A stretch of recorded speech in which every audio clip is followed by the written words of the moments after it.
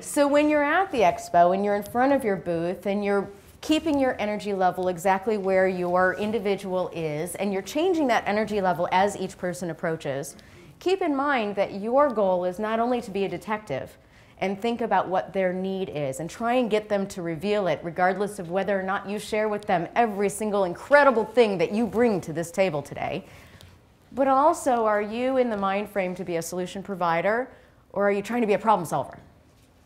And show them your worth by making yourself look good. Not that that isn't a wonderful ambition to have. We all want to look good. But the lasting relationships that come out of an individual first cold contact at an event like this come from building rapport in that short amount of time that we have to do it. And that short amount of time is going to be most effectively used when we're providing solutions. Yeah? To take that thought one step further, I have a few key associates in my business who I refer to people to all the time. They refer people to me all the time, and it has exponentially grown my business. I'm sure it has. That's a great testament to what we're saying. You're absolutely right. When you make an appropriate referral to a solution provider, then people are automatically going to be drawn back to you the next time that they need support with something, whether or not it's in your area of expertise. So what happens when you're approached and they ask a question first? Because we have talked this whole time about how to approach others. Now we've got to deal with somebody coming up and asking us a question. First, we want to make sure that we address what it is that they ask. You know, great question. What made you ask that? You can come back with another question. Make sure that you address the fact that they asked a question. Well, thanks for stopping. I'm glad you asked. Once you've addressed it, especially if it's a question that has a need associated with it, we can empathize with that need. Oh, you know, I've actually had that same issue before. These are the 3 A's. You want to address the question. You want to answer it as best you can once you really know what it is. And then ask a follow-up question. And that follow-up question is going to engage them for more detail. And that's when you do that how so, tell me more, what makes this important now piece. This is a really simple formula for making sure that whomever it is that you're interacting with can ask whatever it is that they want to ask, and you're still able to come back with more dialogue that will lead to an opportunity to be a solution provider. Let's talk about some pickup lines. Awesome.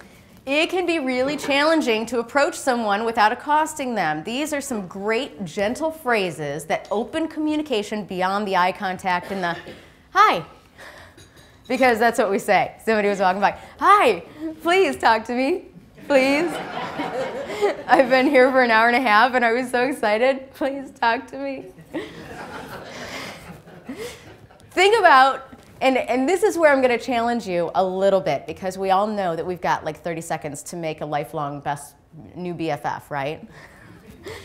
That's not necessarily the case. I want you to think back to a movie that came out a few years ago, Jerry Maguire. Who's seen Jerry Maguire? Okay, so we know the show me the money scene, right?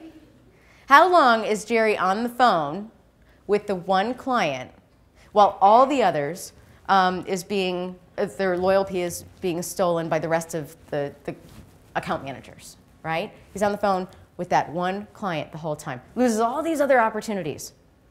That's the show me the money scene. It's coming back to you now, right? Okay.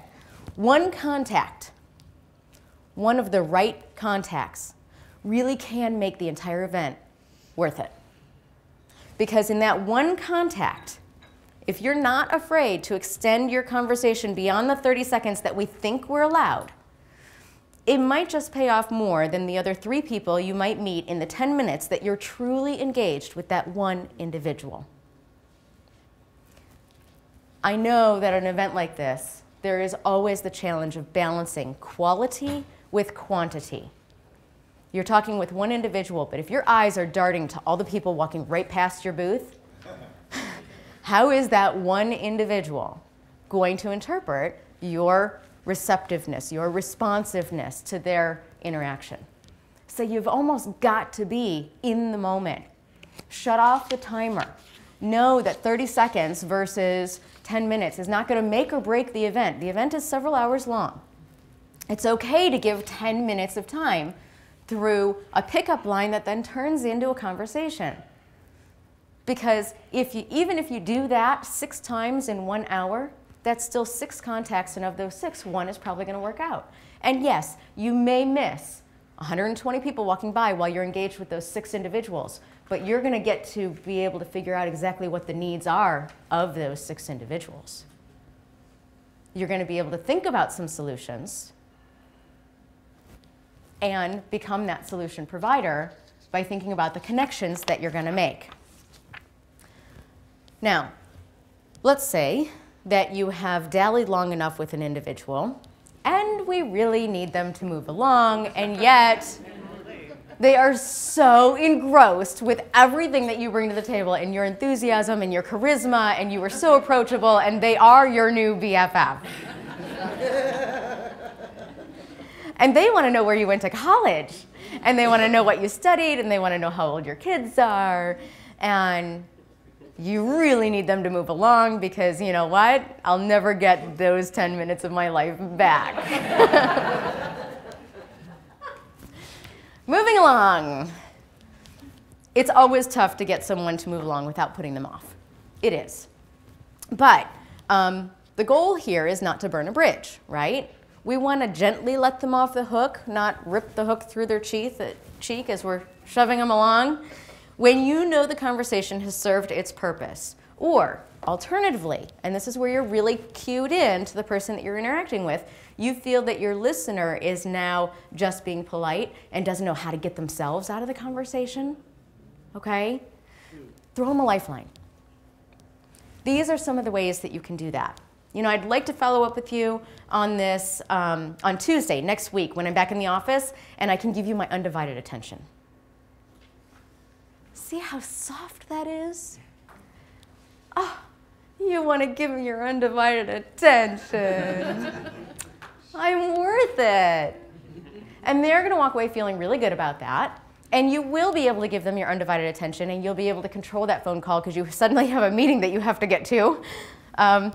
Whatever that issue is. Once you're in the workspace and you can control the environment at the expo, you're kind of stuck.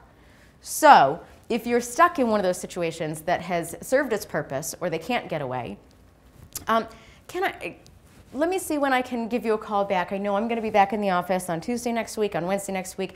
May I have your card? Is morning or afternoon usually better for you? So now you're really showing that you're not only letting them off the hook, but you are going to be following up, and you're being very specific about it. So they feel like this is a gentle way to move on, and you're also giving them a subtle but clear hint that we're done now. I think I might be able to help you out, but the resource information that I'm thinking of is back at my office. What day would be good for me to give you a call? Go ahead and jot down your email address for me, and I can send you some information, or I can send you a link, or I can. That is a clear indicator that we're kind of done now, and I'm getting your contact information. Now, we also want to make sure that we absolutely follow up with that, because if we say we're going to do something, then we, right,